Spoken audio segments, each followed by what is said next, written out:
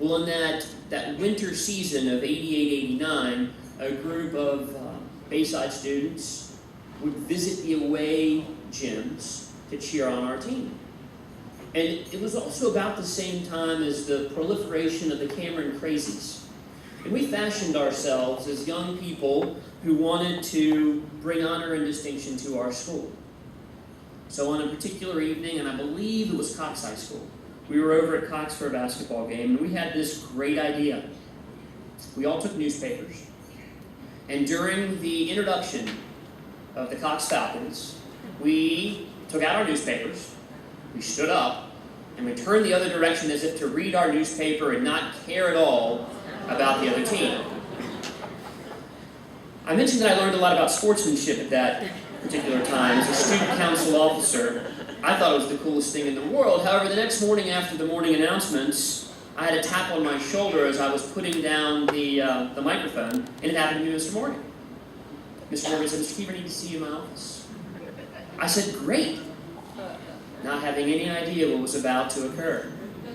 You see, Mr. Morgan had received a phone call earlier that morning from either a colleague or school board member or someone who happened to be at that game. And it was shared with him what the students from Bayside had done. So Mr. Morgan began the conversation with me by saying, "Daniel, did you happen to go to the basketball game last night?" I said, "I sure did. It was awesome. We had a great time. Great students there. We've gotten into this cheering section. We think it's tremendous." He said, "Is that right?" I said, "Yes, sir. I think we got a lot of spirit." He said, "Well, were you seated with the group?" I said, "I absolutely was, right in the middle." He said, "Well, what happened during player introductions?" I said, "Oh, we've got this coolest idea. We all took newspapers, we stood up during the opposing team being introduced and turned around." "And you're representing Bayside?" I said, "Yes, sir." Think about that for a second, Mr. Keever. Are you representing Bayside? And at that point, the light bulb came on and off and on and off and exploded over my head. And I learned very quickly that that's not what sportsmanship is about. That sportsmanship is about cheering on your team, supporting your team, and not diminishing another team. And it was a particularly powerful message that I learned and attempted to share with my friends, who didn't necessarily have that same kind of interaction or relationship with the principal, but at the same time recognized that if I could not go to any away games, there must be a reason why we can't stand up with those newspapers when the other team's being introduced. At about that same time, Bayside was celebrating their silver anniversary, and our theme in a particular year was Reach the Silver, Going for the Gold. Now, 25 years ago, Reach the Silver, Going for the Gold, and as a student at Bayside at the time, I had absolutely no concept that some 25 years later, I would be standing in the auditorium where my parents had stood during the alma mater and talking about Bayside being 50 years strong. What a surreal experience and an absolute incredible honor for me to be able to participate in both of those anniversaries, both the silver and the golden anniversary. In the fall of '89, I had an opportunity to serve as SCA president here at Bayside. And one of the neat things that I convinced Mr. Morgan to do was to allow the student council to have an office. I'd been begging for an office for some time because I felt like we needed a place to get together, to gather. And there was a boys' restroom on the 700 hall that was not being used. And I convinced Mr. Morgan that that ought to be the location for the student council office. He relented. I even had a key. We set up some tables and chairs. We put flower pots in the urinals. We blocked off the back stall or stored things in there. And we would meet in there on a daily basis as student council officers planning activities for the school.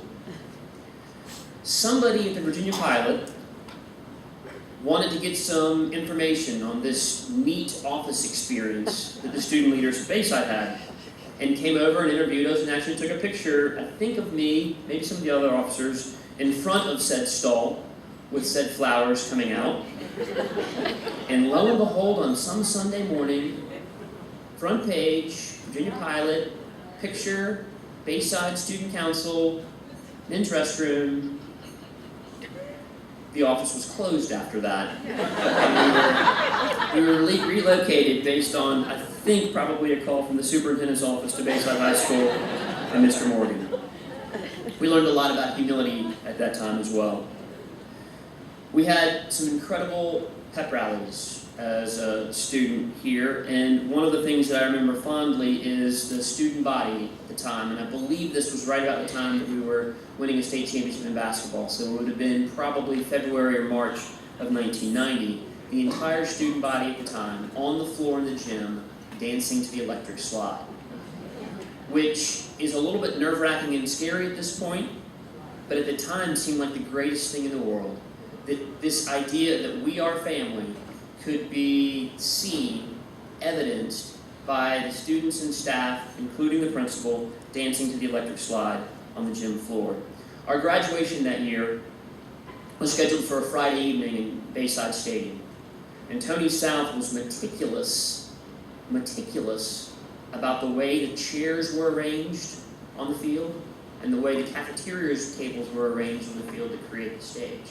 We must have been out there for a week, it felt like, helping to line it up with stakes in the ground and pieces of rope to measure it off to make sure that it was symmetrical. And lo and behold, Friday mid-morning, the skies opened and there was a torrential downpour. And we canceled graduation that evening. Mr. Morgan had me work the phones, answering questions of parents as to when it was rescheduled. No problem, it's going to be rescheduled on Saturday. Rained on Saturday. So in fact, we graduated on Father's Day Sunday in June of 1990 in the stadium in a beautiful day. But it was probably the last time I think that a Bayside class was able to graduate outside. As at that point we moved to the convention center. But one of the things that I remember about that day, and being outside with my classmates, the staff, the parents and community, was what an incredible school this is. And how much I am indebted to this building, the staff in this building, my friends in this building, for the development of who I am. There is no possible way for me to quantify what my education here at Bayside has meant, other than to say something very similar to what David said. I get the chance every day to be a principal of a high school in Virginia Beach. And it's because of my time here at Bayside, working with the staff, friendships made, education that I was able to have, that I positioned myself to be lucky enough to be a high school principal. This is a phenomenal school. It's a phenomenal community, and we should celebrate Bayside High School 50 years strong. Thank you so much.